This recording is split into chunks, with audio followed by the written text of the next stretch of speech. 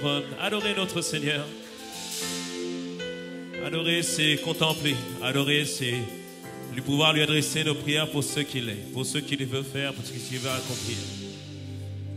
Un chanteur a dit que ce chant n'est pas juste une simple mélodie, mais c'est véritablement une prophétie, c'est une déclaration, c'est une supplication, c'est une recherche, c'est une aspiration pour de tous les jours que nous devons avoir, d'aller de gloire en gloire avec lui, d'aller de profondeur en profondeur avec lui.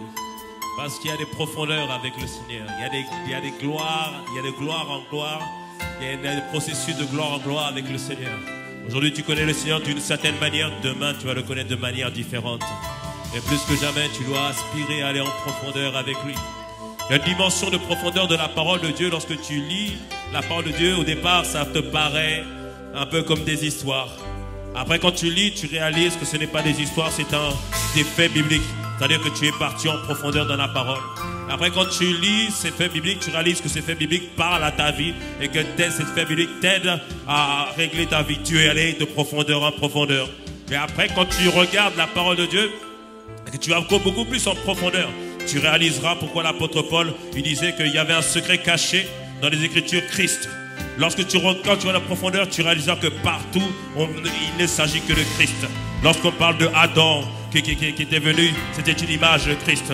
Lorsque Adam s'est endormi et qu'il a fait sortir son épouse de son côté, on parle de Christ qui à la croix a versé son sang, a fait sortir son épouse de son côté. Lorsque on parle de Adam et Ève qui ont péché, les animaux ont été crucifiés, alors tu vois que là c'est déjà une image du sacrifice de Christ sur la croix. Lorsqu'on parle d'Abraham qui allait sacrifier son fils, nous parlons de Dieu qui allait sacrifier son propre fils. Lorsqu'on voit que Dieu a pourvu par un sacrifice, Dieu même lui a pourvu, on voit que Dieu a pourvu pour nous à la croix. Lorsqu'on regarde l'histoire de Joseph, Joseph aimé de son père mais haï de ses frères. On est en train de parler de Christ qui était aimé de son père mais haï parmi les gens auxquels il avait été envoyé. Quand on regarde toutes ces choses, on voit que partout, il ne s'agit que de Christ. Je prie que tu ailles de profondeur en profondeur avec le Seigneur, que tu ailles de profondeur en profondeur, que partout tu découvres qu'il ne s'agit que de Christ, qu'il ne s'agit que de Christ, qu'il ne s'agit que de Christ, car de gloire, que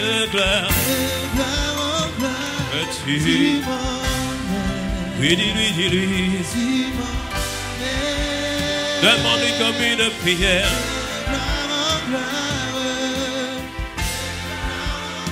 Tu m'emmènes.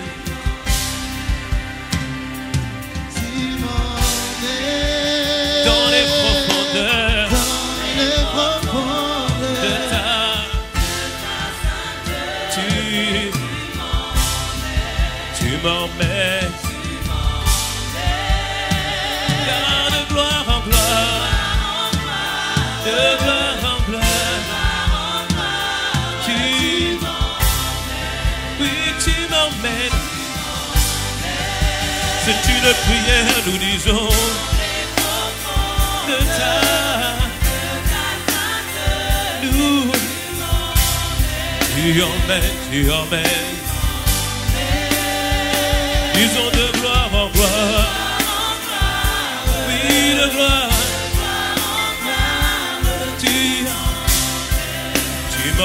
Tu m'emmènes dans les profondeurs de la révélation. Tu emmènes toute l'église de gloire en gloire. Dis-le. Soupire. Dis-lui, emmène-moi. Dis-lui, emmène-moi, Seigneur, dans de la révélation. Dis-lui, emmène-moi. Dis-lui, je veux que tu révèles plus. Dis-le de gloire en gloire. Je ne t'entends pas. Il faut qu'il t'entende. Il faut qu'il nous entende, oui. Dis-lui dans les profondeurs de la révélation. Tu m'emmènes. Tu peux faire mieux que cela de gloire en gloire. Oui, m'emmènes, Yahweh, Yahweh. Car dans les profondeurs de ta, tu m'emmènes, de voir,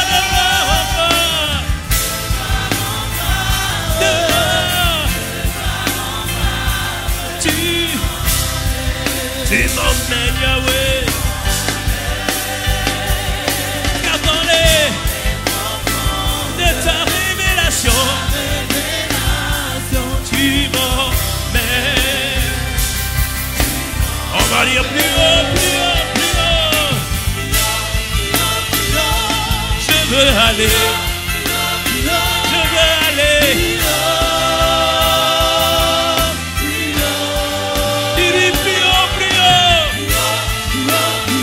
Donne-nous tes révélations. Donne-nous ce qui vient de toi. Ce qui vient de toi. Ce qui vient de toi. Plus haut. Plus haut. Ce qui vient de toi. Plus haut, Père. Tu nous as assis dans le lieu céleste avec toi. Alors fais-le lever plus haut. Élève notre mentalité. Plus haut, Père. Plus haut. Plus haut. Plus large. Je veux connaître plus. Élargis l'espace de notre temps. Oh que ta foi est petite, oh que ta foi est petite. Tu dis plus large, une voix plus large, une foi plus large, une foi plus grande, une foi qui touche plus de domaines, une foi qui touche plus de domaines. Car c'est le bras de l'esprit la foi, c'est le bras de l'esprit la foi. Plus large, je veux une foi plus grande, qui touche plus de domaines. Je crois au salut, mais je veux croire au reste, à la richesse, à la guérison. Je veux croire au reste. Je veux croire à la santé divine. Je veux croire au reste. Plus large. Plus large. C'est ça, c'est ça, c'est ça. Dis, je veux plus large. Connaître plus. Oh, que ma foi est petite. Seigneur, élargis l'espace de notre tente.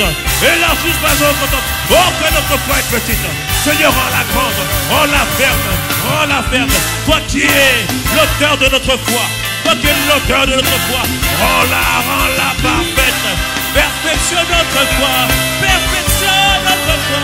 Plus large. Qu'elle touche tous les domaines. Que notre foi touche tous les domaines. Plus large, Seigneur, plus large. Aide-nous à croire au plus de David et au secours de notre crédulité. Plus large, plus large, plus large, plus large, Yahweh. Plus large, plus large. Juste le peuple, sur la musique, juste le peuple, plus large. Plus large, allez, dis-le, plus large. On demande une foi plus grande, qui touche plus de domaines. Tu crois au salut, mais il faut que tu crois aussi à la richesse. Tu crois à la guérison, tu crois en ce qu'il est capable de faire. Dis-le plus large. On crie là, on demande, on soupire, on aspire à une plus grande foi, à une plus grande foi, à une plus grande foi. Dis-le plus large, Père. Viens au secours de notre crédulité. Viens au secours de notre crédulité. Viens au secours de notre crédulité. Maintenant, ouvre notre entendement plus large. Plus large. Hey. Viens au secours de notre crédulité. Une foi plus large. Qui couvre plus de domaines. Qui couvre plus de domaines. Qui couvre plus de domaines. Oh, plus large, Seigneur. Plus large, plus large. Plus large. Plus large. Demande une foi profonde. Profond, profond. une foi enracinée, une foi inébranlable, une foi enracinée dans sa parole, une foi enracinée dans son amour. Profond, profond, profond. Une foi qui ne bouge pas, une foi qui ne bouge pas. Oui, profond, profond, profond. Oui, profond. Oui, profond, profond. Profond. Profond. Profond, profond.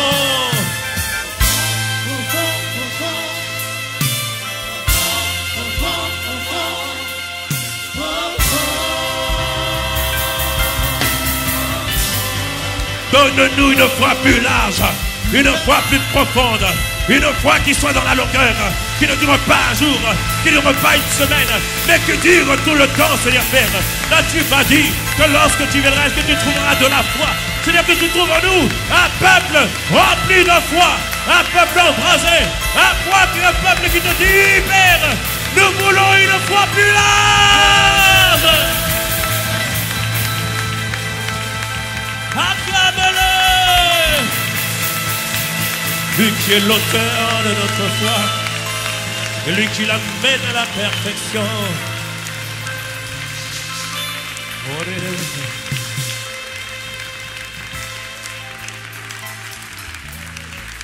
Les cœurs disent Amen, Amen, et Amen, Amen. Acclame, acclame, acclame, acclame, acclame.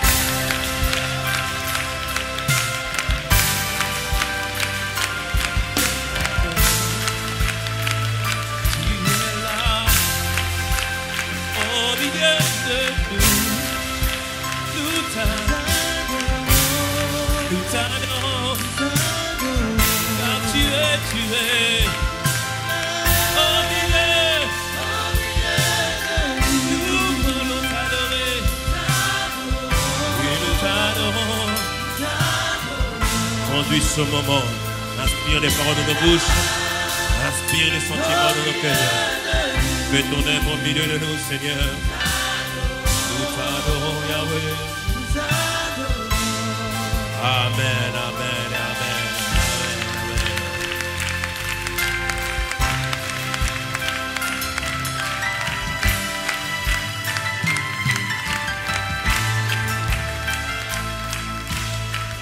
Assure-toi, la présence de Dieu est là et on va continuer à prier tout à l'heure. La présence de Dieu est là et on va prêcher et on va prier en même temps. Dis-moi bon amen. Regarde ton voisin, dis-lui, est-ce que tu sais qui tu es en Jésus-Christ?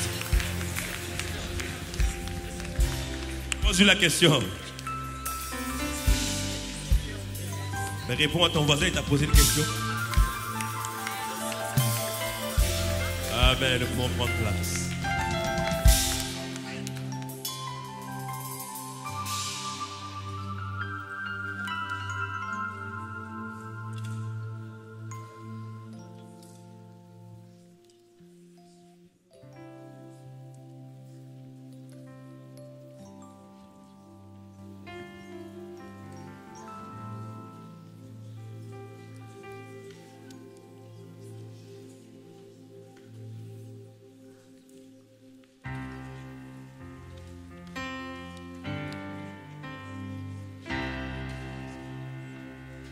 Bonjour à toutes, bonjour à tous. Bienvenue ici au campus de Cergy, un endroit où des gens ordinaires expérimentent la présence d'une personne extraordinaire, la personne de Dieu au travers du Saint-Esprit. Si tu veux nous dire un mot, amen. Nous sommes heureux de passer ce culte avec vous et nous bénissons le Seigneur pour tout ce qu'il fait au milieu de nous. Est-ce qu'on peut me dire un bon amen si vous êtes d'accord avec ça? Amen. Depuis le début de l'année, nous sommes en route pour posséder notre héritage. Dis avec moi, j'ai un héritage. Et n'oublions jamais que Dieu, avant de faire quoi que ce soit dans notre vie, il envoie toujours sa parole. S'il nous parle de l'héritage, c'est qu'il désire manifester l'héritage dans notre vie. Et nous avons expliqué que l'héritage, c'est un standard de vie que Dieu nous donne. Jean 10 nous dit quoi? Jésus est venu pour que nous ayons des vies compliquées, des vies difficiles, des vies broques. Non, pour que nous ayons la vie, que nous l'ayons là. Abondance, la vie Zoé, la vie de Dieu, la même vie que Dieu a, qu'on l'ait et qu'on la vive en abondance, c'est-à-dire dans sa plénitude. Il veut que tu puisses vivre la vie de Dieu dans sa plénitude. Dis à ton voisin, tu dois vivre la vie de Dieu dans sa plénitude. Et nous avons dit que Dieu a réservé pour nous un héritage. Dans cet héritage, il y a la vie, il y a Dieu lui-même. Il y a le pardon des péchés, il y a la vie éternelle, il y a la guérison, il y a la paix, il y a la joie, il y a la prospérité financière, il y a une postérité flamboyante, il y a un mariage épanoui productif, il y a la victoire sur le diable et les œuvres des ténèbres, il y a des territoires, il y a des nations à prendre. Tout ça, ça fait partie de notre héritage. Dis waouh! Car l'héritage est grand, l'héritage est immense et il est pour nous, ceux qui ont donné leur vie au Seigneur Jésus-Christ. Et nous avons expliqué que le mot héritage parle d'un standard de vie qui est réservé à tous ceux qui sont en Christ. Et ce matin, je voudrais que tu ne penses pas que l'héritage, ce sont seulement des choses qu'on doit acquérir, mais que tu réalises ce matin que l'héritage aussi impacte toute notre identité. Et ce matin, je vais te parler de l'identité, comprendre ce que veut dire être une nouvelle création, ou plutôt comprendre l'identité de la nouvelle création. Amen. Et nous commençons maintenant un grand thème qui sera posséder son héritage. Et ce matin, nous allons parler de l'identité. Amen. Avec plusieurs. Et puis aussi, lorsque nous avons prié pour plusieurs personnes, nous avons réalisé que ce qui fait la différence, parfois, ce n'est pas l'intensité de la prière. Ce n'est pas l'intensité de la corde vocale. Ce n'est même pas l'onction qui est sur la personne. Souvent, ce qui fait aussi la différence, c'est véritablement, est-ce que la personne pour laquelle nous prions, est-ce qu'elle a conscience de ce qu'elle est en Christ? Et c'est pourquoi on doit tous comprendre que l'identité est primordiale et que tu dois comprendre qui tu es devenu en Christ. Dis-moi un bon amen, je suis d'accord avec ça. Et cela fait partie des fondements de notre vie chrétienne. Et parfois, en général, on n'aime pas les fondements. Parce que les fondements, c'est la fondation de base. Et pourtant, on doit comprendre que la fondation de base, les fondements, ça détermine la solidité et la longévité de toute œuvre. Dis-moi un bon amen, je suis d'accord avec ça. À l'école, parfois, les enfants n'aiment pas apprendre les tables de multiplication parce qu'ils trouvent ça ennuyeux d'apprendre les tables de multiplication, de les mémoriser. Parce qu'ils ne voient pas forcément à quoi ça sert. Moi, je me rappelle quand j'étais enfant, je n'aimais pas ça du tout. Mais si on méprise ces fondements de l'arithmétique, c'est-à-dire la soustraction, l'addition, la multiplication, la division, on ne sera jamais capable par la suite de gérer de l'argent parce qu'on ne saura pas compter. Les fondements sont essentiels. Dis avec moi, les fondements sont essentiels. Amen. Et il est bon, par exemple, de vouloir construire une belle maison, de penser à la belle fenêtre, au beau rideau, de penser à la belle porte, aux carreaux, etc. Mais quand les vents et les tempêtes vont venir, ce qui fait que la maison tient, ce n'est pas les rideaux, ce n'est pas les belles fenêtres, c'est parce que les fondations de la maison ont été correctement posées. Dis-moi un bon amen. Amen. Tout ça, la fondation est essentielle. Et si dans notre vie, on trouve encore après plusieurs années des problèmes comme impudicité, comme tristesse, comme peur, comme oppression, c'est qu'il faut parfois revoir la fondation et voir s'il n'y a pas un problème au niveau de la fondation. Amen. Ce matin, je voudrais te parler de ce que tu es devenu en Christ et que tu puisses connaître ton identité parce que tout part de la connaissance de l'identité. Tes choix sont déterminés par la connaissance de l'identité. Tes actes sont déterminés par la connaissance de l'identité. Dis-moi bon amen. Si tu me suis, dis-moi je te suis. Et nous devons tous réaliser qu'il y a une question que les circonstances, les personnes autour de toi, les problèmes, les situations vont te poser, c'est qui es-tu? Qui es-tu pour croire que tu vas t'en sortir? Qui es-tu pour croire que miracle, signe et prodige, ça va se manifester pour toi? Qui es-tu pour croire que ça va être différent pour toi? Cette question de l'identité, les circonstances vont te les poser. Et même les gens autour de toi vont te poser cette question. Mais qui es-tu, toi? Dis à ton voisin, qui es-tu? Bah, réponds-lui. Bah, réponds-lui.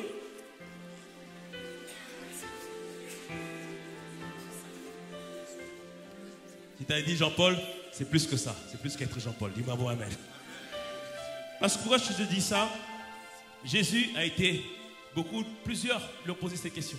Les pharisiens sont venus devant lui. Ils l'ont dit en Marc 11, verset 27. Marc 11, verset 27. La Bible nous dit que Jésus a chassé les esprits méchants. Et la Bible nous dit que les principaux sacrificateurs, les scribes, les anciens, vinrent à lui et lui dirent: par quelle autorité fais-tu ces choses et qui t'a donné l'autorité de les faire? La vérité, Jésus avait conscience qu'il avait l'autorité donnée par le Père. Et toi, est-ce que tu es conscient de ton autorité? Plusieurs fois, il le demandait, mais de qui tu viens? Mais il dit, depuis le commencement, je vous l'ai dit, je viens du Père. Il avait conscience qu'il venait du Père. Il savait qui il était. Même Satan a posé la question à Jésus. Il lui dit, en Matthieu 4, verset 3, il dit, puisque si tu es le Fils de Dieu, bah, prends ces pains et prends ces pierres et transforme-les en pain. Vas-y, prouve que tu es le Fils de Dieu. Mais Jésus, puisqu'il sait qu'il est le Fils de Dieu et qu'il ne doit dépendre que du Père, il lui répond en Matthieu 4, 4, l'homme ne vivra pas de pain seulement, mais de toute parole qui sort de la bouche de Dieu. Parce qu'il savait qu'il dépendait du Père, il ne veut pas réagir en fonction de ce que les gens pouvaient penser ou pouvaient dire. Dis-moi pour amen. Il savait qui il était, il savait qu'il dépendait du Père, il savait qu'il venait du Père et il savait qu'il détenait l'autorité venue du Père. Dis-moi pour amen. Ces dernières semaines, le frère Armand nous a parlé sur comment combattre pour remporter le combat, le combat pour le salut de sa famille. Amen. Dis-moi bon amen. Et cela nous a vraiment beaucoup encouragés. Mais sache que même parfois la famille va te poser la question, mais pour qui te prends-tu toi? Et c'est ce qu'il y avait aussi à Jésus en Marc 3, verset 21. Quand tu liras en Marc 3, Jésus a fait beaucoup de miracles. Et les gens se sont tous rendus chez Jésus. Il y avait du monde chez Jésus. Et là, à ce moment-là, les parents de Jésus sont venus le chercher. Et la Bible nous dit ceci, les parents de Jésus, c'est-à-dire, c'est pas que c'est père, mère, c'est-à-dire sa parenté, ses frères, ses sœurs. Ayant appris ce qui se passait, vinrent pour se saisir de lui et ils disaient, il est hors de sens. C'est-à-dire que, le frère là, il est devenu fou. Tu me suis ou pas? Car Jésus était né de Dieu, mais il avait une famille adoptive avec Joseph et Marie, et puis Marie a eu d'autres enfants. Et tous se sont dit, mais le gars est devenu hors de sens. C'est-à-dire qu'il a perdu tout son sens. Donc des fois, ne t'étonne pas que ta famille te dit, mais tu es devenu quand même un peu bizarre quand même. On ne te voit plus beaucoup. Tu as changé, ton langage a changé. Tiens, tu es devenu étrange. Peut-être qu'ils vont même faire des conseils de famille pour savoir qu'est-ce qui se passe. Ne t'inquiète pas, Jésus a subi ça aussi. Dis Amen. Dis Amen. Mais pour te rassurer et t'encourager, les mêmes frères qui étaient avec Jésus, qui là, ici, on pensait qu'il avait perdu son sens. Plus tard, un de ses frères, un des enfants de Marie, Jacques, est devenu un des principaux responsables de l'église de Jérusalem. Et puis un autre, Jude, c'est celui qui a écrit le livre de Jude.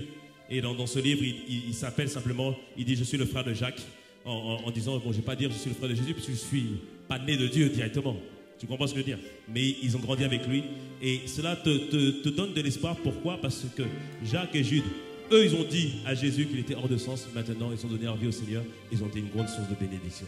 Donc, je proclame au nom de Jésus, même dans ta famille, même les personnes qui sont opposées, demain au nom de Jésus, ils se servent le Seigneur. Ils seront avec toi dans ce lieu. Ensemble, vous louerez le Seigneur. Et le Seigneur fera même une grande œuvre dans leur vie, dans le nom de Jésus. Dis-moi bon amen. Oh oui, il y a de l'espoir au nom de Jésus. C'est pour ça qu'il faut que tu saches véritablement qui tu es. Parce que tu vas devoir grandir, progresser et montrer que ce que tu as cru en Jésus, ce n'est pas de la blague, ce n'est pas de la plaisanterie, c'est sérieux, c'est une décision que tu as prise. Dis-moi bon amen. Dis-moi bon amen. Ah oui, je te le dis, les gens vont te poser la question, mais qui crois-tu que tu es? Qui es-tu? Pour qui te prends-tu? Mais pas que les gens, les situations. L'échec te dira, mais regarde, dans ta famille, tout le monde a échoué. Pourquoi? Qui es-tu pour pouvoir réussir? Regarde dans ta famille, il y a eu des gens qui sont morts de telle maladie, à telle date, à tel moment, etc. C'est comme une personne, j'avais entendu, elle avait dit, oui, elle était partie voir le médecin. Non, monsieur le médecin, tous les gens dans ma famille ont eu le cancer du sein. Il faut m'enlever le sein. Il faut m'enlever le sein. Parce qu'elle était persuadée qu'elle allait avoir un cancer du sein. Le médecin a dit, mais madame, vous n'avez rien. Mais si. Il dit, ok, madame, on va regarder, bon, on va vous opérer. Donc ils ont fait exprès de l'endormir, ils ont juste mis une petite cicatrice ici. Et après, ils l'ont réveillé. Ah, madame, c'est bon, vous êtes guérie. Ah, mais yes, je vous avais dit. Que ce soit pas ton partage dans le nom de Jésus. Dis-moi bon, amen. Tu n'es pas la même personne. Ce que tes parents subissent, toi, tu ne subiras pas dans le nom puissant de Jésus. Dis-moi bon, amen. Et on va le voir pourquoi. Et tu vas comprendre au travers de ton identité. Amen. Parce que parfois, on a dit cette année, c'est miracle, signe et prodige pour nous. Dis-moi bon, amen. Mais qui dit miracle, dit situation compliquée. Qui dit prodige, dit situation que personne ne peut traverser. C'est pourquoi Dieu te dit miracle, signe et prodige. Sache que cette année, les situations vont te demander, mais pour qui te prends-tu? Et pour qui te prends-tu? Ouais, c'est ça. Qui es-tu? Et il va falloir vraiment que tu réalises cette année qui tu es en Jésus-Christ. Et réaliser que le Seigneur, ton Dieu, t'a positionné pour vivre miracle, signe et prodige. Que dans ta vie cette année, il y a maladie incurable. Je dis au nom de Jésus, miracle dans le nom de Jésus. Que dans ta vie, il y a des situations impossibles. Je dis prodige dans le nom de Jésus. Que personne n'ait eu ça avant toi. Je dis signe dans ta vie dans le nom de Jésus. Tu seras un signe au nom puissant de Jésus. Dis-moi bon amen. Mais pour vivre cela, il faut que tu connaisses ton identité. Je le dis, cela ne dépend pas de la puissance du pasteur. Tu n'as pas besoin de tel archibishop, ou de tel prophète, archiprophète. Non, tu as juste besoin de connaître qui tu es en Jésus-Christ. Tu as juste besoin de connaître qui tu es en Jésus-Christ et qui est avec toi. Dis-moi bon amen. Amen. Alors ce matin, je voudrais te parler de ce que tu es en Christ. Première chose, tu es accepté de Dieu. Dis-moi bon amen. Tu es accepté de Dieu. Parce que j'ai parcouru plusieurs églises. À chaque fois, je donne les cours de l'école biblique. À chaque fois, toujours, j'entends ces pensées, je ressens ces pensées, je ressens cette frustration. Des personnes qui ont l'impression qu'ils ne peuvent pas s'approcher de Dieu. Qui ont l'impression que, non, mais pasteur, ça ne peut pas être pour moi. Ce n'est pas possible pour moi. Je ne peux pas avoir cette intimité avec Dieu. Je ne peux pas avoir cette relation avec Dieu. Mais sache que lui, il t'a accepté. Dis-moi bon amen. Qui nous le dit? Jésus lui-même nous le dit en Jean 6, verset 37. Dans la version parole vivante, Jean 6, verset 37, dans la version parole vivante, il dit, tous ceux, dis avec moi, tous ceux que le Père me donne viendront à moi. Et jamais, non, jamais, je ne repousserai celui qui viendra à moi. Ça veut dire quoi? Les prostituées, les gangsters, les criminels, les intellects, les Chinois, les Haïtiens, les Créoles, les Africains, les gens du Guatemala, tous ceux qui viennent à lui, Dieu les accepte. Amen. Je ne sais pas si j'ai avec le Guatemala, Seigneur, s'il te plaît. Pas Guatemala quand même. Bon, s'il faut aller, on ira. Amen. Il dit, car si je suis descendu du ciel, ce n'est pas pour agir au gré de mes désirs, mais pour accomplir la volonté de celui qui m'a envoyé. Car celui qui m'a envoyé veut que je ne perde aucun de ceux qu'il m'a confiés, mais je les ressuscite au dernier jour. Oui, c'est la volonté de mon Père que tous ceux qui tournent leur regard vers le Fils et qui croient en lui possèdent dès à présent la vie éternelle. Et moi, je le ressusciterai au dernier jour. Il dit ici, si tu tournes ton regard vers Jésus, tu reçois la vie éternelle. Et tu es accepté de Dieu. Tu es dans la présence de Dieu. Tu es dans la communion de Dieu. Et Dieu veut ça. Dieu désire ça. Dis-moi bon amen. C'est-à-dire quoi? La communion que tu recherches, elle n'est pas à des millions de kilomètres. Elle n'est pas à des milliers de kilomètres. Elle est juste là. Dieu veut. Elle est à portée de main. Jésus disait, repentez-vous car le royaume de Dieu est proche. Littéralement, repentez-vous car le royaume de Dieu est à portée de main. il est à portée de main. C'est juste repentance, métanoïa, changement de mentalité, changement de concept. Réalise qui tu es en Jésus-Christ. Réalise combien tu as été accepté en Jésus-Christ. Dis à ces pensées-là qui te disent non, tu ne peux pas t'approcher de Dieu. Dis non, il m'a accepté car tous ceux qui viennent à lui, il les accepte. Dis-moi, bon amen à ça. Peu importe ce que tu étais avant, tu as été accepté de Dieu. Dis-moi, bon amen. L'accepte. Et tu dois comprendre cela. Accepte que Christ t'a validé. Il y a quelqu'un qui a chanté une chanson comme ça. Le Christ m'a validé. Dieu t'a validé. Dis-moi, bon amen. Avec tes manquements, il t'a validé, il t'a accepté parce qu'il s'est sacrifié à la croix pour cela. Dis-moi, bon amen. Amen. Comprends que tu as été accepté de Dieu. Refuse toute pensée qui te dise le contraire. Refuse même toute parole de quelqu'un qui te dit le contraire. Parce que d'ailleurs, c'est l'ennemi qui veut te mettre à terre. Refuse cela au nom puissant de Jésus. Une des choses qui nous empêche de rencontrer Dieu dans la prière, c'est cette parole qui vient. Mais tu es sûr qu'il t'entend? Tu es sûr qu'il va te répondre? Là, il nous dit quoi? J'accepte tous ceux qui viennent à moi. Mais pas que selon. Il dit, je les garde, je les protège, je fais en sorte qu'aucun ne soit perdu. Ça veut dire quoi? Ça veut dire que Dieu fera tout en sorte pour que jamais tu ne sois perdu. Comme un bon berger, lorsque tu voudras tomber, il te rattrapera. Comme un bon berger, même lorsque tu passeras par les vallées de la mort, ne crains pas parce que sa houlette sous bateau te rassure. Dis-moi bon amen à ça. Il est avec toi. Amen. Dieu est plus déterminé que toi-même à ce que tu puisses réussir, que tu puisses progresser et que tu puisses vivre la vie qu'il a pour toi. Dis-moi bon amen. Dis avec moi, je suis accepté de Dieu. Oui, tu es accepté de Dieu. Tu es accepté de Dieu. Amen. Deuxième chose. Tu es devenu un enfant de Dieu et tu as une nouvelle famille. Tu es devenu un enfant de Dieu et tu as une nouvelle famille. Je pense que quelqu'un va dire Amen. Qu'est-ce qu'il nous le dit? C'est 2 Corinthiens 5, 17 dans la version Jérusalem. Il dit ici, donc quelqu'un est en Christ et dans le Christ, c'est une création nouvelle. L'être ancien a disparu et un être nouveau est là. L'être ancien, c'était tout ce que tu étais avant d'être en Christ. Tout cela a disparu. Tout cela n'est plus. Tout cela n'est plus comptabilisé. Parce que maintenant, un nouvel être va prendre la place. Dis-moi un bon amen à cela. Lorsque je donnais ma vie, lorsque je suis né sur la terre, dans l'état civil, il a été noté que Mateta Landou a été né de Michel Landou.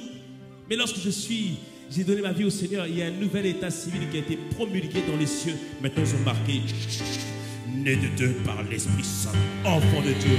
Point. Il s'appelle Mateta Landou Christ. Point. Dis-moi bon amen à cela. Amen. Et à cause de cette nouvelle naissance, je peux déclarer, je peux proclamer que s'il y avait une malédiction dans ma lignée familiale, cette malédiction ne peut point m'atteindre ni atteindre ma postérité parce que je suis né maintenant de Dieu. Dis-moi pour amen. S'il y avait une malformation physique, génétique, je peux dire que maintenant je suis né de Dieu parce que j'ai été régénéré. Mes gènes ont été entièrement régénérés. C'est maintenant des gènes divins. Dis-moi pour amen. Nous sommes une nouvelle création. Nous sommes enfants de Dieu. Amen. J'honore toujours mes parents. Je les honore parce que la Bible dit honore ton père et ta mère afin que tu sois heureux dans le pays qu'il te donne. Mais je reconnais que ma source maintenant est Dieu, notre Père. Dis-moi amen. Je tire ma source de lui comme Jésus tirait sa source de lui. Ce que lui fait, je le fais pas errement. Je dépends entièrement de lui, de ses paroles et de ce que lui dit parce qu'il est ma source. Dis-moi amen. Nous sommes enfants de Dieu. J'ai dit, parfois la famille physique peut se retourner contre toi. C'est pour ça que Dieu te donne une nouvelle famille, une famille spirituelle. Regarde ton voisin, il est de ta famille. Regarde-le, il est de ta famille. Dis-lui, on se ressemble un peu quand même. Hein? On se ressemble un peu. Il est de ta famille. Non, maintenant nous sommes désormais frères et sœurs. Nous sommes désormais frères et sœurs. Certes, nous ne sommes pas parfaits. Dis-moi bon amen. Certes, nous ne sommes pas parfaits. Mais par la grâce de Dieu, nous allons de gloire en gloire, de profondeur en profondeur et de ressemblance en ressemblance. Nous sommes transformés à l'image de Christ. Dis-moi bon amen. Dis-moi bon amen. Pas de gloire en gloire. Parce qu'on est dans une famille spirituelle. Amen. Et dans une famille spirituelle, on apprend à s'aimer. On apprend à se supporter. On apprend à s'encourager. On apprend qu'ensemble, on va y arriver et ensemble, on va progresser dans le nom puissant de Jésus. Tu es devenu enfant de Dieu et tu as maintenant une nouvelle famille. Amen. Tu n'es pas seul, ma soeur. Tu n'es pas seul, mon frère. Il y a au moins, il y a ici quelqu'un que Dieu a destiné qui va te tendre la main et t'aider à avancer de l'avant. Dis-moi bon amen. Tu n'es pas seul. Dis-moi bon amen. Tu vas acclamer, acclame comme il faut. Amen. Ne te laisse pas intimider par ton voisin. Dis-moi bon amen.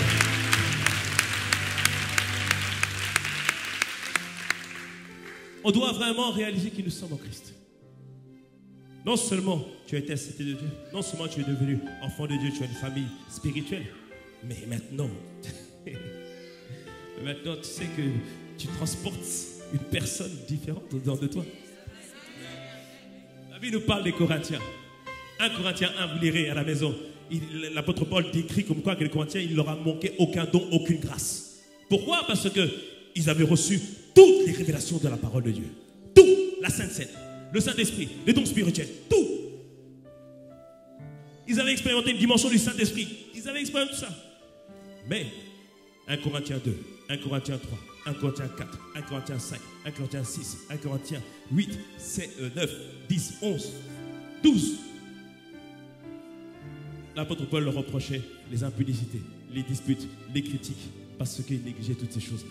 Et après, il leur dit, mais ne savez-vous pas que vous êtes le Saint-Esprit et que l'Esprit de Dieu habite en vous. Amen.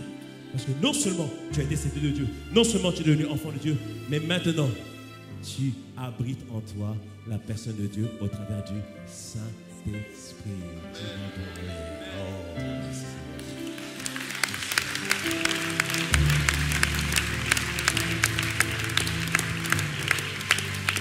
Dieu en toi. Dieu en toi. C'est merveilleux parce que parfois on a l'impression qu'on doit tout faire par nos propres efforts, mais ce n'est pas vrai. Pour celui qui invite Dieu à venir dans sa vie, le Saint-Esprit, l'Esprit de Dieu lui-même vient vivre. Philippiens 2.13, dans la version parole vivante. Philippiens 2.13, version parole vivante. Entre parenthèses, j'aime bien ce qu'ils ont mis. Il dit, vous n'êtes pas seul. Dans ta marche avec le Seigneur, tu n'es pas seul. Qui est là? Il dit Dieu lui-même, au travers du Saint-Esprit, œuvre en vous, sa bienveillance suscite en vous à la fois la volonté et l'action. Dans la version du second, il dit le vouloir et le faire. C'est-à-dire que Dieu lui-même, par son esprit en nous, suscite en nous la volonté et l'action. Pourquoi faire? La suite, il dit afin que ses desseins pleins d'amour se réalisent. Ça veut dire quoi? C'est que Dieu lui-même œuvre en nous pour que ce que lui a prévu puisse se réaliser. Lui-même, il œuvre en nous pour que cela puisse se réaliser. Amen. Pourquoi? Pour que la gloire ne soit toujours à lui. Comment il œuvre en nous? Cette faim et cette soif que tu as de la parole de Dieu, ça vient d'où? C'est l'Esprit de Dieu lui-même qui a mis cette faim et cette soif en toi. Amen. Avant, tu aimais autre chose, mais maintenant, tu aimes la parole de Dieu. Tu désires connaître plus la parole de Dieu. Tu désires rencontrer plus Dieu. C'est Dieu lui-même qui met cette soif en toi. Dis-moi bon amen. Romains, Amos 8, 11, il nous dit, il vient des temps, il vient des jours, Dieu déclare le Seigneur, où les gens auront, il va mettre une famine dans le pays. Les gens n'auront pas faim, ni de pain, ni d'eau, mais ils auront faim des paroles de l'Éternel. Ils auront faim des paroles de l'Éternel. Et c'est ces saisons-là, nous avons faim de lui, nous avons soif de lui. Dis que moi j'ai faim et soif d'entendre les paroles de l'Éternel. Dis-moi pour amen. Ah oui. Et c'est le Saint-Esprit qui met cette faim en nous. C'est l'Esprit de Dieu lui-même qui met cette faim en nous. Mais il ne fait pas que ça. L'Esprit de Dieu lui donne aussi une connaissance révélée. Il y a des choses qu'on peut dire sur la chair. Il y a des choses qui sont écrites dans la Bible, des choses qui ne sont pas écrites dans la Bible. C'est le Saint-Esprit lui-même qui va t'enseigner, qui va te conduire, qui va te montrer la voie. Dis-moi amen. Amen. Amen. Par exemple, est-ce qu'on doit fumer ou pas fumer? Est-ce que c'est écrit dans la Bible? Ce n'est pas écrit dans la Bible. Le Saint-Esprit lui-même, toi, va t'enseigner ce genre de choses. Je te dis, oui, il ne faut pas fumer. Je te dis comme ça, c'est clair. Il y a certaines choses que tout n'est pas écrit dans la Bible. Mais l'Esprit de Dieu lui-même va t'enseigner. 1 Jean, verset 2, verset en parole vivante toujours. 1 Jean 2, verset 27. 1 Jean 2, verset 27. Dans la version du second, il dit que l'onction que vous avez reçue demeure en vous et vous n'avez pas besoin qu'on vous enseigne. Dans la version parole vivante, il dit, rappelez-vous, parce que parfois on oublie. Parfois on oublie que l'Esprit de Dieu habite en nous. Rappelez-vous que vous avez reçu du Seigneur la marque de l'Esprit qui demeure en vous. Vous n'avez donc pas besoin que des instructeurs particuliers viennent vous instruire. Tu n'as pas besoin que le pasteur vienne spécialement à la maison pour toi. Tu as le Saint-Esprit qui est l'instructeur. Dis-moi bon amen. Son esprit qui vous a marqué vous enseigne tout ce que vous avez besoin de savoir.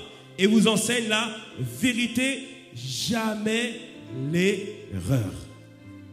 Il dit, obéissez donc à ses enseignements et demeurez en communion avec lui. Ça veut dire quoi? Quand tu es à la maison, tu lis, ok. Tu lis un verset vite fait, ok, j'ai pas compris. Et souvent on fait ça. J'ai pas compris. Tu ouvres, tu dis, Esprit de Dieu, explique-moi maintenant. Explique-moi les Écritures. Explique-moi ce qui est écrit là. Ce qui est écrit là. Quand tu suis une prédication ici à la maison, ici à l'église, à la maison, tu rentres, tu prends maintenant, tu dis, Seigneur, j'ai compris certaines choses. Maintenant, allons maintenant en profondeur, de profondeur en profondeur. Dis-moi, bon, amen.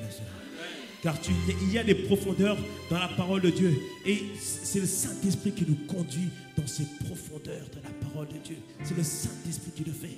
Et il veut tous nous enseigner à nous tous. Il veut te donner une connaissance révélée.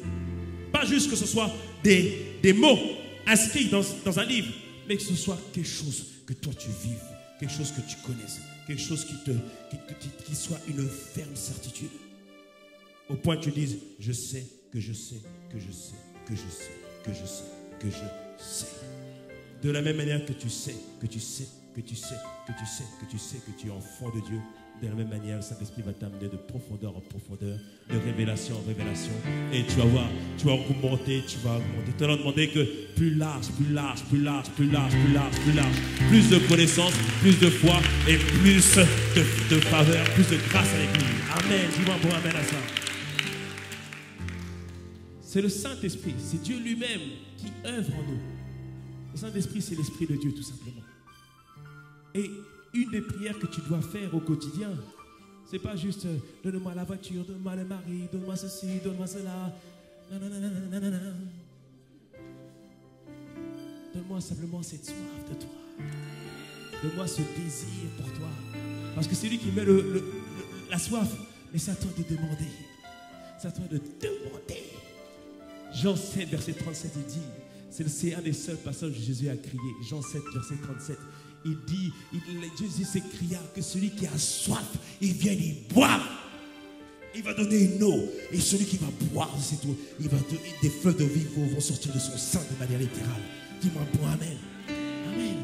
Et Jésus veut que tu lui montres que tu as soif. Est-ce que tu as soif de plus de Dieu dans ta vie? Est-ce que tu as soif de plus de Dieu dans ta vie? Amen. Il faut que chaque jour que tu lui demandes cette soif, ce désir de le rencontrer, d'aller plus loin avec lui, plus en profondeur avec lui. Dis-moi bon amen. Dis-moi bon amen. Amen. Dieu t'a accepté. Dieu, ensuite il dit quoi? C'était quoi le deuxième? Dieu, tu es devenu enfant de Dieu. Amen. Tu es devenu un être nouveau qui abrite le Saint-Esprit. Et quatrièmement, ton statut a changé. Ton statut a changé, ça veut dire quoi? La Bible nous dit que à cause de l'offense d'un seul, Adam, toute l'humanité a été corrompue. Le péché a été transmis de génération en génération. C'est ça que la Bible nous dit en Romains 3, 23, tous sont péchés et sont privés de la gloire de Dieu. C'est-à-dire qu'on n'avait pas accès à la présence de Dieu. On n'avait pas accès à l'intimité avec Dieu. On était comme des personnes qui allaient vers la mort. Quand tu vois quelqu'un, bien qu'il semble avoir réussi, bien qu'il semble avoir de l'argent, mais s'il n'a pas Christ, son esprit est mort et déconnecté avec Dieu. C'est comme s'il portait spirituellement un habit de condamné à mort.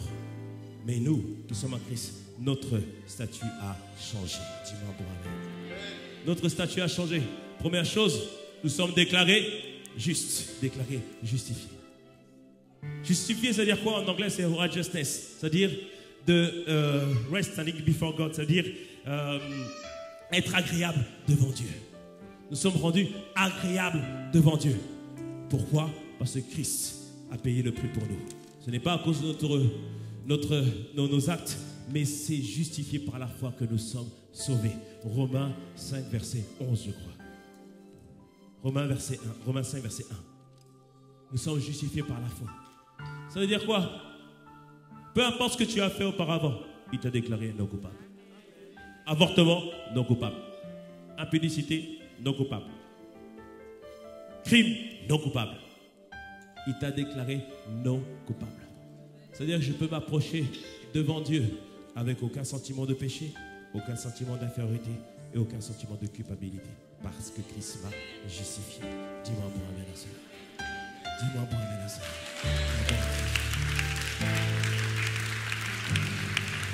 Dis avec moi, je suis le juste. À chaque fois que tu verras dans la parole de Dieu, on parle du juste, on est en train de parler de toi. On est en train de parler de toi. Dis-moi bon amen à ça. Qu'est-ce qui a changé dans ton statut? Maintenant, tu es déclaré saint et sanctifié. Saint et sanctifié, c'est-à-dire mis à part. Mis à part. Dans toutes les lettres, on voit que l'apôtre Paul écrit aux saints. Voici la lettre qui est adressée aux saints. Je dis aux saints. Mais quand il parle des saints, il parle de toi. Il parle de chacun d'entre nous. Nous qui avons donné notre vie à Jésus-Christ, nous sommes maintenant saints. C'est-à-dire mis à part. Un peuple mis à part. Un peuple sanctifié. Et parce que nous sommes mis à part, nous devons mener une vie qui montre que nous sommes mis à part. Une vie qui est mise à part, c'est-à-dire quoi? On ne vit pas comme les gens du monde. Non, du tout. Toi, tu vis selon le standard du Seigneur. Dis-moi bon amen. Tu vis selon les standards du Seigneur. Ça peut arriver de tomber, mais on ne pratique pas le péché dans le nom de Jésus. On ne pratique pas le péché dans le nom de Jésus. 1 Jean, verset 3, verset 9. 1 Jean, verset 3, verset 9 nous dit: quiconque est né de Dieu ne pratique pas le péché parce que la semence de Dieu demeure en lui et il ne peut pécher parce qu'il est né de Dieu. Dis-moi bon amen.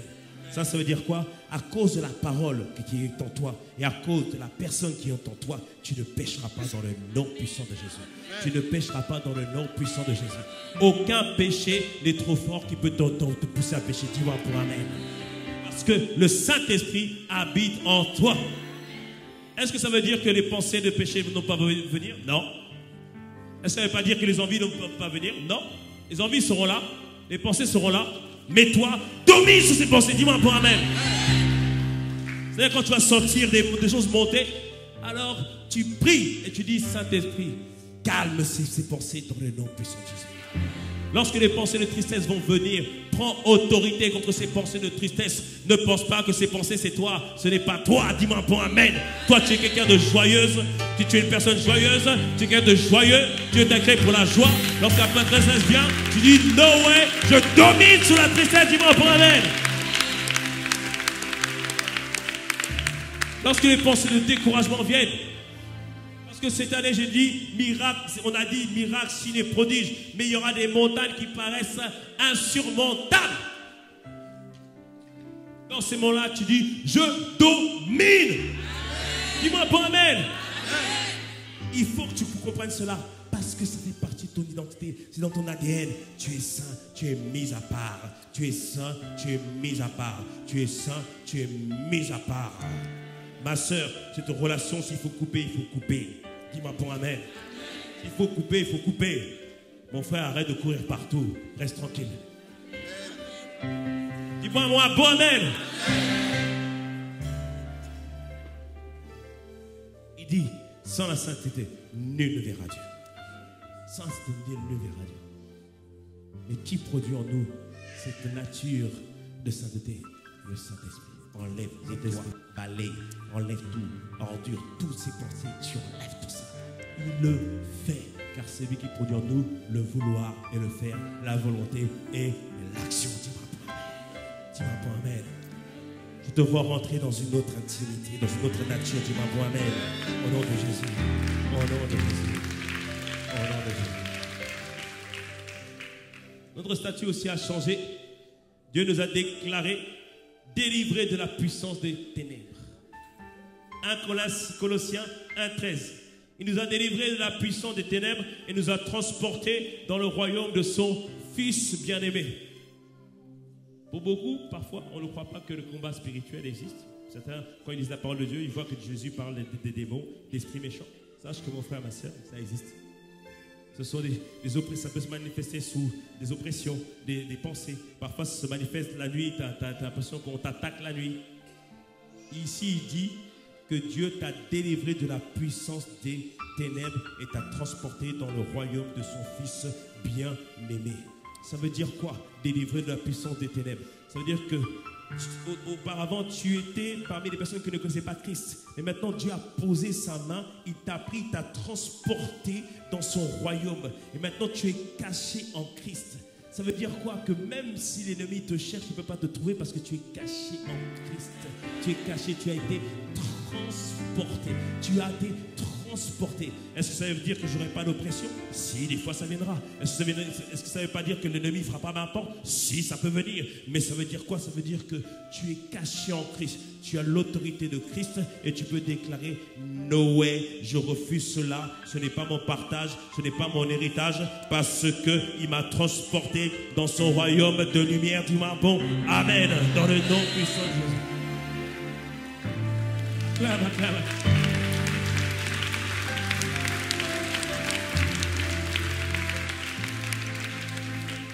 On en parlera plus en profondeur dans l'année. Mais je proclame ce soir dans le nom puissant de Jésus, à cause de cette parole, Colossiens 1,13, dans le nom de Jésus, que toute oppression dans ta vie maintenant cesse dans le nom puissant de Jésus. Que toute oppression cesse dans ta vie dans le nom puissant de Jésus. À cause de l'autorité que Dieu nous donne dans le nom puissant de Jésus. Dans le nom de Jésus, nous détaillons en pièces dans le nom de Jésus. Que toute pensée d'oppression, à partir de ce jour, ne soit pas ton partage dans le nom de Jésus. S'il venait dans tes rêves, tu as l'impression qu'on t'attaquait. Maintenant, c'est toi dans le rêve qui les poursuit et c'est toi qui les tailles en pièces dans le nom puissant de Jésus.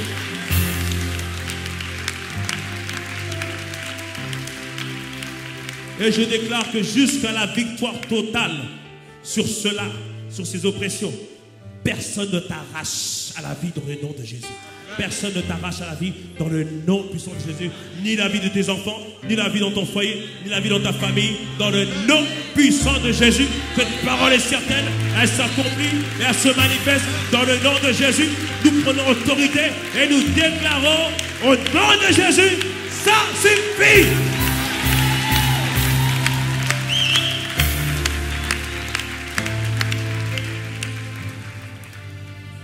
Tu dois comprendre véritablement qui tu es en Jésus-Christ. Parce que les situations vont venir. Maintenant, c'est est-ce que tu vas tenir ferme sur ton identité?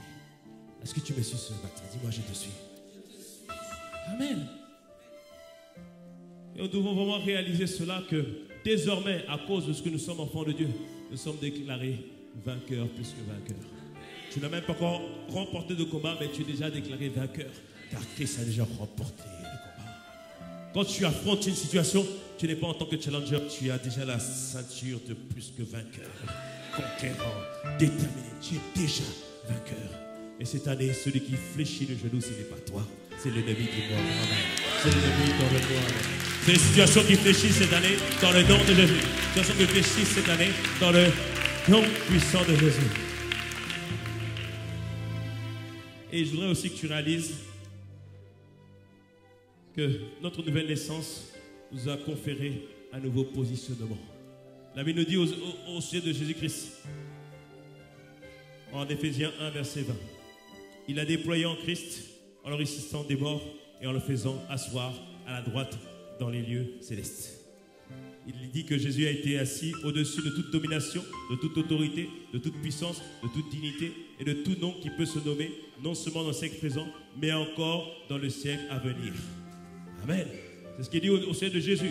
Il a été assis au-dessus de toute autorité, c'est-à-dire toute puissance des ténèbres, mais au-dessus de tout ce qui peut se nommer. C'est-à-dire peu importe maladie, peu importe le nom, même le nom compliqué, Jésus est au-dessus. Dis-moi bon amen. Le nom de Jésus est au-dessus. En plus, il précise dans le siècle présent et même dans le siècle à venir. C'est-à-dire que si demain il trouve d'autres noms, le nom de Jésus est au-dessus. Dis-moi bon amen. Mais il nous dit à propos de nous que en Éphésiens 2, verset 6, il nous a ressuscités ensemble et nous a fait asseoir ensemble dans les lieux célestes en Jésus-Christ. Puisque Christ est au-dessus, nous on est où? Nous on est où? Au-dessus, puisque nous sommes assis ensemble avec Jésus-Christ. Ça veut dire quoi? Cette année, peu importe la situation, tu domines. Peu importe la situation, tu domines. Tu domines. Tu domines. Tu domines. Tu domines. Et on doit le comprendre que ça, c'est notre héritage. C'est partie de ce qui est à nous. Et c'est ce que le Seigneur a déjà fait de nous. Dis-moi bon amen. Maintenant, 3 conditions pour que cela puisse se manifester. 3 décisions que tu dois prendre pour que cela se manifeste dans ta vie. Le pasteur Yvan, dans le séminaire des 5 ans, il en avait parlé. Il y a 3 décisions qu'on doit prendre pour que cela se manifeste. Hébreux 6, 11, à partir du verset 11, en version plus seconde 21, il nous dit que « Et nous désirons que chacun de vous fasse preuve du même zèle. » Dites-moi, le même zèle. Pour conserver jusqu'à la fin une pleine espérance. Ainsi, vous ne vous relâcherez pas, mais vous imiterez ceux qui, par la foi et la patience, reçoivent l'héritage promis. Ici, il nous dit pour recevoir l'héritage promis, il y a 3 conditions. Là, c'est indispensable. Quel que soit le domaine de ta vie, il va falloir que tu fasses preuve de zèle, de foi et de persévérance. De zèle, de foi et de persévérance. Tout ce que j'ai dit, c'est vrai. Tout ce que j'ai dit aujourd'hui, tu ne le vis pas. Mais tu vas le vivre parce que tu vas faire preuve de zèle, de foi et de persévérance. Amen. Le zèle, c'est quoi? On en avait parlé l'année dernière. Le zèle, c'est cet enthousiasme, cet empressement, cette passion, cette diligence, cette ardeur, cette assiduité, ce sérieux, cet entrain que tu dois avoir pour Dieu. Amen. C'est cette ferveur, cette passion que tu dois avoir, ce désir brûlant de plaire à Dieu, de faire la volonté de Dieu. Parce que quand on est zélé, tu ne peux pas rester dans le péché parce que tu dis non, je dois plaire à Dieu, je ne peux pas rester dans cette situation. Dis-moi, bon, amen. Quand on est zélé, on cherche toujours une solution. Moi, j'aime la femme. On l'appelle la femme à la perte de sang. Mais je dis, mais pourquoi on n'a pas donné son prénom? La perte de sang depuis 12 ans, mais elle était zélée. Elle a cherché une solution pendant 12 ans. Pendant 12 ans, elle a cherché partout. Elle a dépensé son argent. Et la Bible nous dit que son mal s'est accru. On a fait beaucoup de mal. Mais au bout de 12 ans, on pourrait se dire qu'elle avait abandonné, mais elle n'avait pas abandonné. Elle avait encore un zèle. Elle se disait, il y a forcément une solution. Je ne suis pas né comme ça. Tu n'es pas né comme ça. Il y a une solution. Dis-moi, bon amen. Elle dit, je ne suis pas né comme ça. Elle dit, non, je ne suis pas né comme ça. Elle était zélée. Et puis je vous dis la dernière fois qu'elle a entendu certainement parler de Jésus qui pouvait guérir. Et elle a décidé d'aller toucher Jésus. Personne ne l'avait fait auparavant. Personne n'avait touché Jésus et personne n'avait été guéri. Jésus priait pour les gens et il était guéri. Jésus donnait sa parole et était guéri. Elle dit non, moi je vais le toucher et je vais être guéri. Elle est devenue un signe pour sa génération. Un signe pour sa génération. Ça tu liras, c'est en Marc 5 et en Marc 6. Toute une ville à cause de ce qu'elle avait fait. Toute une ville à cause de ce qu'elle avait fait. Toute la ville, ils ont dit à Jésus, pas besoin de prier, pas besoin de donner la parole. Laisse-nous seulement te toucher, on sera guéris. Et ils furent tous guéris. C'est ça être un signe. Tu seras un signe cette année dans le nom de Jésus. Tu seras un signe cette année dans le nom de Jésus. Mais il faut que tu sois zélé. Il faut que tu sois zélé. Il faut le zèle. Le zèle, c'est ce feu que le Saint-Esprit allume en toi. Ce désir qui te dit non, il y a forcément un plan. Amen. C'est le zèle qui te pousse à dire non, je ne prends pas de plan B. Mon plan, c'est seulement Jésus. C'est seulement Jésus et lui seul. Il est capable de le faire. Dis-moi bon amen. Et le zèle est important. Parce que le zèle intervient avant la foi. C'est le zèle qui te pousse à chercher Dieu. C'est le zèle qui te pousse à regarder les paroles, à regarder, à scruter, à regarder. Et à force de regarder, à force de lire, à force de méditer, à force de scruter, à force d'écouter les paroles, à force de méditer les paroles, à force de dormir avec la parole, de te lever avec la parole, de marcher avec la parole, à force que cette parole soit en toi, alors cette parole devient maintenant une révélation. Et lorsqu'elle devient une révélation, maintenant elle produit la foi. Amen. Et la foi est tellement importante. La Bible nous dit, Hébreux 11:1, or la foi est l'affirmation des choses qu'on espère, une démonstration de celles qu'on ne voit pas. Mais ça ne veut pas dire que la foi ne voit pas. On ne voit pas avec les yeux physiques, mais la foi a des yeux qui voient d'autres choses. La foi a des yeux qui voient d'autres choses. Tout ce qu'on a dit aujourd'hui, ne va pas trop vite. Non, je vais aller écouter l'enseignement de tel truc, de tel pasteur. Non, prends le temps. Ça, c'est le fondement. Tout commence de là. Après, tout le reste vient. Si tu ne comprends pas ça, c'est pas la peine d'aller trop loin. Va là-dessus. Tu laisses les paroles monter en toi. Tu laisses les paroles devenir une ferme conviction au-dedans de toi. Et tu le fais par le Saint-Esprit. Explique-moi. Montre-moi les paroles. Tu te dis, imprime en moi ces paroles. Il y a beaucoup de choses pour lesquelles moi je ne croyais pas. Je disais, Saint-Esprit, le pasteur a dit, toi-même, convainc-moi. Toi-même, mets en moi la foi pour ces paroles-là. Et quand tu fais ça, lui-même, il le fait et il produit en toi la foi. Ça produit une ferme assurance. Une ferme assurance. C'est la ferme assurance des choses qu'on espère. C'est-à-dire cette conviction. Après une démonstration. La démonstration, c'est cette conviction.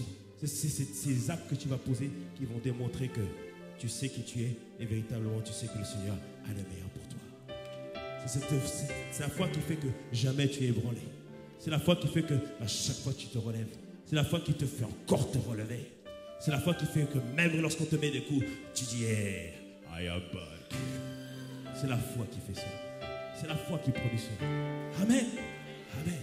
Il te faut la foi cette année. Dis-moi bon amen. Le zèle, la foi.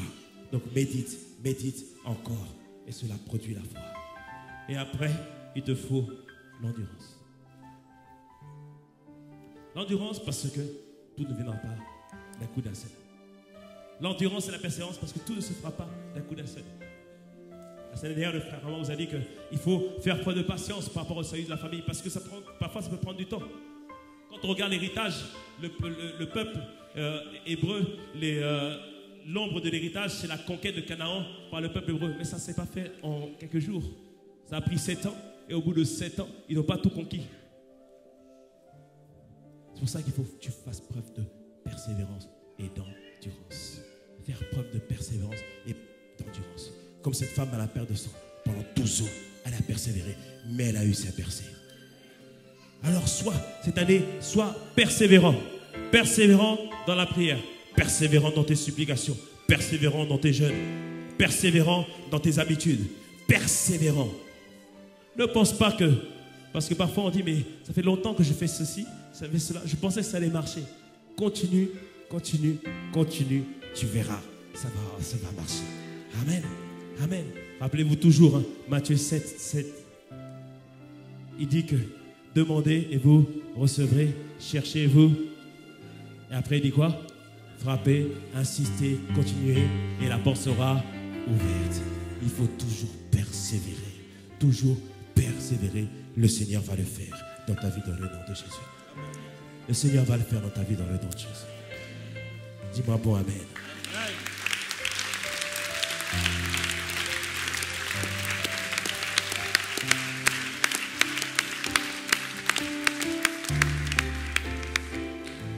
Est-ce que tu veux que ta vie change?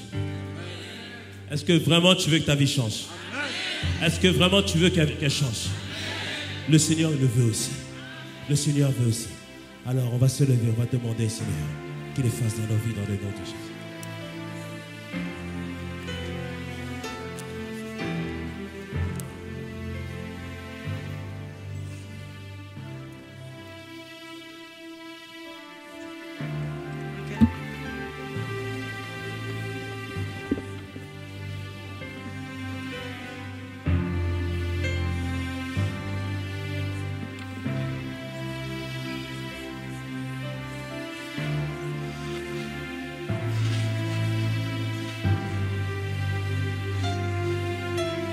Commence à lever ta voix. Commence à lever ta voix. Commence à lever ta voix. Le premier thème, il a dit, tu as été accepté. Tu as été accepté. Et avant qu'on prie pour cela, je voudrais simplement demander à quelqu'un ce matin, est-ce que tu as vraiment donné ta vie au Seigneur Jésus-Christ? Est-ce que tu as réellement donné ta vie au Seigneur Jésus-Christ? Les choses nous montrent que le Seigneur Jésus revient bientôt. Tout ce que nous avons parlé aujourd'hui de cette vie, elle est possible lorsque nous sommes à Christ. Alors là où tu es, si c'est ton désir ce matin, de faire cette rencontre avec Jésus-Christ, est-ce que tu peux simplement lever la main là où tu es? Est-ce que tu peux lever la main là où tu es? Si tu désires simplement faire une rencontre avec Jésus-Christ, est-ce que tu peux lever la main là où tu es? Est-ce qu'il y a quelqu'un qui veut faire cette rencontre avec Jésus-Christ?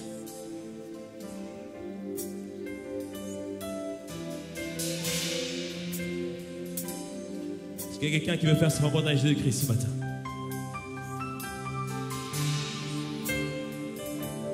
Ok, amen. Gloire à Dieu. Cela veut dire que demain, il faut qu'on évangélise beaucoup plus. Dis-moi un bon amen. Maintenant, tu vas prier. Tu as déclaré que tu es accepté par Dieu. Tu as déclaré que tu es accepté par Dieu. Que toute pensée qui te dise le contraire, que ce soit nul avenu dans le nom de Jésus. Élève ta voix là où tu es. Élève la voix où tu es. Proclame-le, proclame-le, proclame-le, proclame-le, proclame-le. Ma sœur, beaucoup de ces pensées t'ont mis à terre. Déclare-le dans le nom de Jésus que Christ t'a accepté dans le nom puissant de Jésus. Mon frère, peu importe ton passé, peu importe tes choix, l'Éternel ce matin te dit que tu as accepté. L'Éternel te dit ce matin que tu as accepté. L'Éternel te dit ce matin que tu as accepté. Que tu as accepté. L'Éternel te dit que tu as accepté. L'Éternel te dit que tu as accepté ce matin. L'Éternel te dit que tu as accepté. Proclame-le, proclame-le, proclame-le, proclame-le. Proclame-le.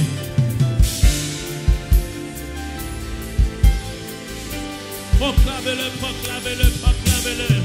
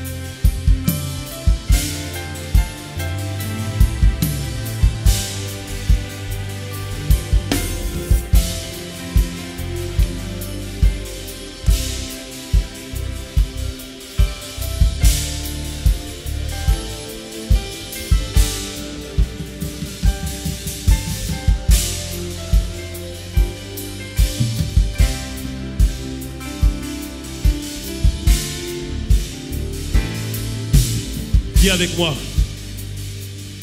Je déclare aujourd'hui que je suis accepté de Dieu.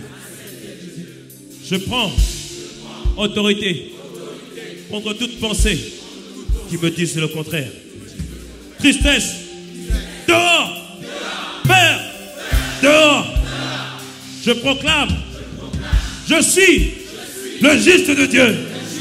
Il m'a justifié. Il m'a sanctifié. Il m'a mis à part. Je domine. Je triomphe. Je déclare aujourd'hui ma victoire en Jésus-Christ. Victoire contre le péché. Victoire sur la maladie. Victoire sur les oppressions. Vous qui arrachez ma vie, celle de ma famille, au nom de Jésus, je viens contre vous. Au nom de Jésus, je viens contre vous. Au nom de Jésus, je vous taille en pièces. J'ai dit, je vous taille en pièces. Stérilité, je vous taille en pièces. Maladie, je vous taille en pièces. Je prends maintenant autorité sur le voile qui est sur les yeux de ma famille, qui les empêche de recevoir Christ. Que le voile se déchire. Que le voile se déchire. Satan, tu lâches maintenant. Je dis, tu lâches maintenant. Mon frère est pour Christ. Mes parents sont pour Christ. Ma famille est pour Christ. J'ai dit, elle est pour Christ. Mes enfants sont pour Christ. Mes entreprises sont pour Christ.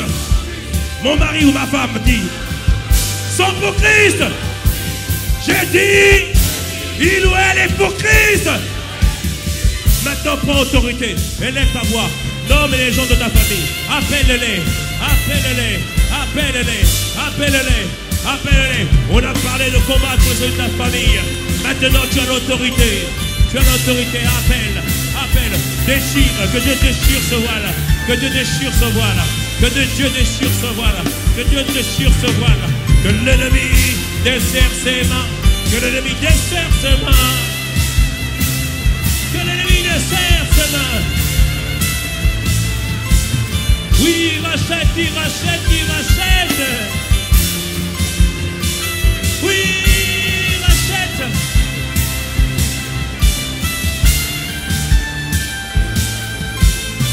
Nous sommes en train de demander le salut de notre famille. Parce que non, ils n'iront pas à la mort. Non, non, non. Ils n'iront pas à la mort. Non, non, non, non, nous refusons. Ce n'est pas la part de l'héritage. Les promesses sont dans l'héritage. Et tu as dit, Père, oh Seigneur, tu seras sauvé toi et ta famille. Alors Seigneur, j'appelle, j'appelle, j'appelle, je demande, je réclame, Père, sur la base de ta miséricorde, Père.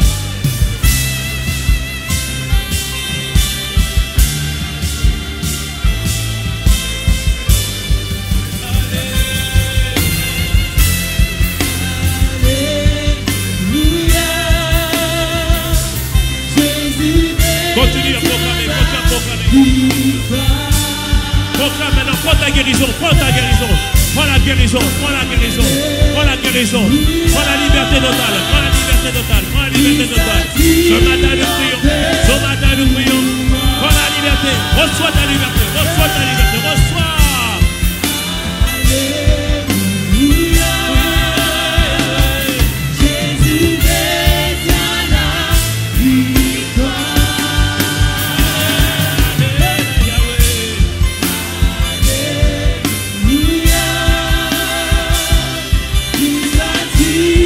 L'autorité, tu n'es pas n'importe qui, tu as l'autorité, tu n'es pas n'importe qui.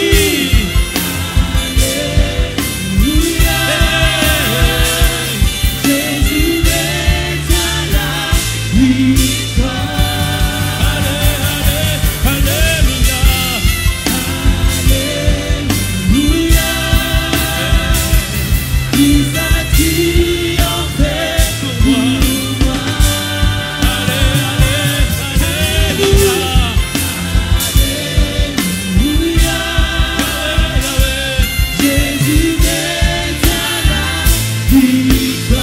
Dans ce cantique, alléluia,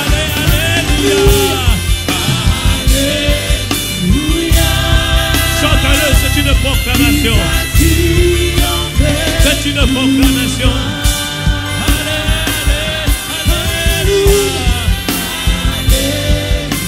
Alléluia, Jésus est à la victoire.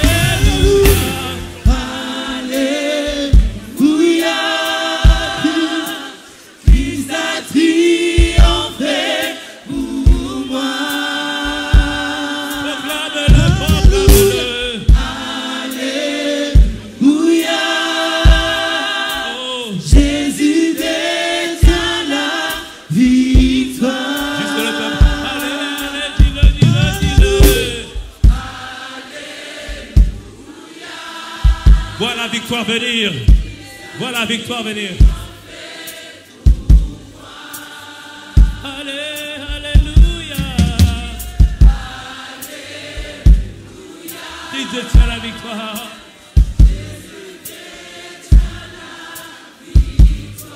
Tu peux faire mieux que ce soir, Rome. Ce soir, Rome. C'est la reçoit la victoire. Dis-le. La victoire est en train d'arriver. La victoire est en train d'arriver. La victoire n'est pas loin. La victoire n'est pas loin. La victoire n'est pas loin. Dis-le. Alléluia.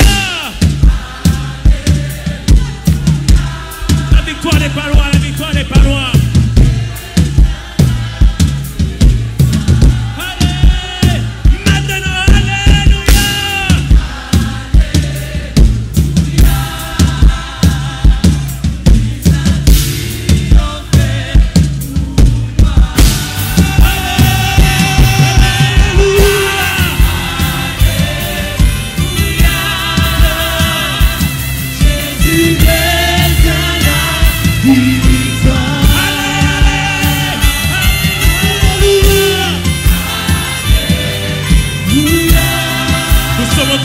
Une destinée pour cette année.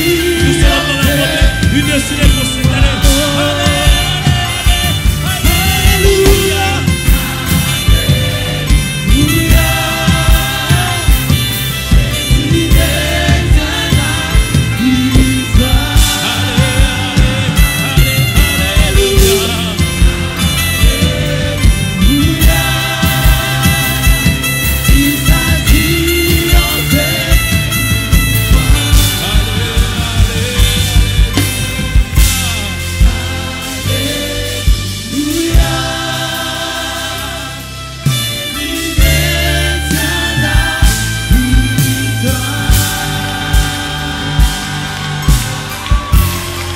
Que cette année, que tu sois triomphant, plus que vainqueur, toujours debout, toujours debout, toujours debout. Que cette année, que Dieu te voit aller de gloire en gloire, de victoire en victoire dans le nom puissant de Jésus. Il se glorifie dans ta vie, se manifeste dans ta vie, dans le nom puissant de Jésus. Dans le nom puissant de Jésus. Seigneur Jésus, aujourd'hui nous t'avons prié, nous t'avons invoqué selon ta parole, nous avons compris notre identité, nous avons saisi notre identité, puisqu'elle est la part de notre héritage, Seigneur. Que cette année cela se manifeste dans le nom de Jésus. Seigneur, produis en nous le vouloir et le faire pour que tes desseins pleins d'amour se réalisent. Et des desseins pleins d'amour cette année, c'est miracles, signes et prodiges. Donc dans ma vie, dans la vie de mon frère, dans la vie de ma soeur, dans la vie de nous tous, nous ne voyons, nous n'acceptons qu'une seule chose, miracle, signe et prodige. Miracle, signe et prodige. C'est notre partage cette année. Nous avons ainsi prié, ainsi Seigneur, nous t'avons élevé. Reçois nos acclamations, reçois vos acclamations.